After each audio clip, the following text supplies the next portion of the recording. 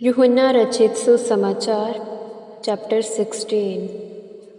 ये बातें मैंने तुमसे इसलिए कही हैं कि तुम ठोकर खाने से बचे रहो। वे तुम्हें आराधनालय से बहिष्कृत कर देंगे, परंतु वह समय आ रहा है कि जो कोई तुम्हें मार डालेगा समझेगा कि परमेश्वर की सेवा कर रहा है। और वे ऐसा इसलिए करेंगे क्योंकि उन्होंने ना तो पिता को जाना और ना मुझे। और ये बातें मैंने इसलिए कही कि जब समय आए तो तुम स्मरण करो कि मैंने तुम्हें इनके विषय में बता दिया था।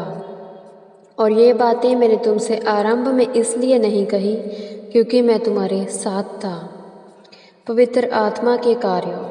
परंतु अब मैं अपने भेजने वाले के पास जा रहा हूँ, और तुम में से कोई मुझसे नहीं पूछता तू कहाँ जा रहा है, परंतु इसलिए कि मैंने ये बातें तुमसे कही हैं। तुम्हारा हृदय शोक से भर गया है।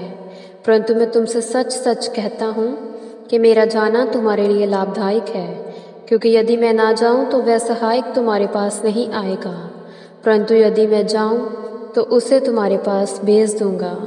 और जब वह आएगा तो संसार को पाप और धार्मिकता और न्याय के विषय में निरंतर करेगा। पाप के विषय में इसलिए कि वे मुझ पर विश्वास नहीं करते, और धार्मिकता के विषय में इसलिए कि मैं पिता के पास जाता हूँ और तुम मुझे फिर नहीं देखोगे, और न्याय के विषय में इसलिए कि संसार का अधिकारी दोषी ठहराया गया है। मुझे तुमसे और भी बहुत सी बातें कहनी हैं, परंतु तुम अभी उन्हें सहन नहीं कर सकते। परंतु जब वह अर्थात सत्य का आत्मा आएगा तो वह तुम्हें सब सत्य का मार्ग बताएगा, क्योंकि वह अपनी ओर से कुछ नहीं कहेगा, परंतु जो कुछ सुनेगा वही कहेगा, और आने वाली बातों को तुम पर प्रकट करेगा। वह मेरी महिमा करेगा, क्योंकि वह मेरी बातों को लेकर तुम पर प्रकट करेगा। जो कुछ पिता का है वह सब मेरा है, इसलिए मैंने कहा वह मेरी बातों को लेकर तुम पर प्रकट करेगा। थोड़ी देर में तुम मुझे नहीं देखोगे, और फिर थोड़ी देर में तुम मुझे देखोगे। तब उसके चेलों में से कुछ ने परस्पर कहा, यह क्या बात है जो वह हमसे कह रहा है, थोड़ी देर में तुम मुझे ना देखोगे और फिर थोड़ी देर में तुम मुझे देखोगे, क्योंकि मैं पिता के पास जाता हूँ। और वे इस प्रकार कहने लगे, ये क्या है जो वह कहता है थोड़ी देर में, हम नहीं जानते कि क्या कह रहा है। यीशु ने यह जानकर के वे मुझसे प्रश्न करना चाहते हैं उनसे कहा, क्या तुम इस बात के विषय में आपस में सोच विचार कर रहे हो जो मैंने कहा, थोड़ी देर में तुम मुझे ना देखोगे और फिर थोड़ी देर में तुम मुझे देखोगे। मैं तुमसे सच सच कहता हूँ कि तुम रोओगे और विलाप करोगे, परंतु संसार आनंद करेगा। तुम शोकित होगे, परंतु तुम्हारा शोक आनंद में बदल जाएगा।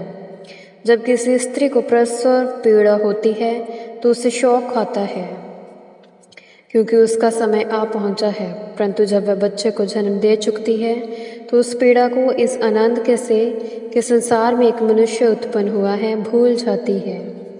इसलिए तुम्हें भी अब तो शौक है, परंतु मैं तुमसे फिर मिलूंगा और तुम्हारे हृदय आनंदित होंगे, और तुम्हारे आनंद को कोई तुमसे छीन न लेगा। उस दिन तुम मुझसे कोई प्रश्न न पूछोगे। मैं तुमसे सच सच कहता हूँ, यदि तुम पिता से कुछ भी मांगोगे तो वह उसे मेरे नाम से तुम्हें देगा। अब तक तुमने मेरे नाम से कुछ नहीं मांगा।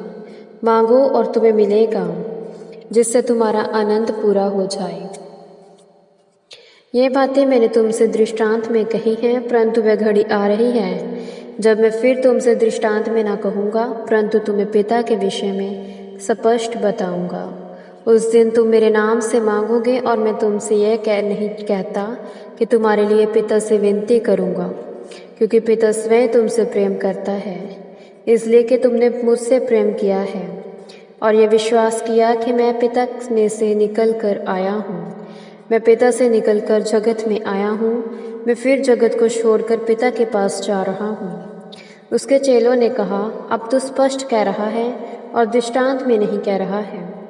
अब हम जानते हैं कि तू सब कुछ जानता है और इसकी आवश्यकता नहीं कि कोई तुमसे प्रश्न पूछे। इससे हम विश्वास करते हैं कि तू परमेश्वर से निकला है। यीशु ने उत्तर दिया, क्या तुम अब विश्वास करते हो?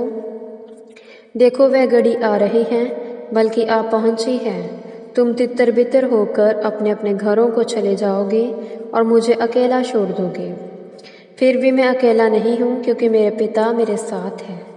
ये बातें मैंने तुमसे कही हैं कि तुम मुझ में शांति पाओ। संसार में तुम्हें क्लेश होता है, परंतु साहस रखो, मैंने संसार पर विजय पाई है। यह प्रभु की वाणी है। ईश्वर को धन्यवाद।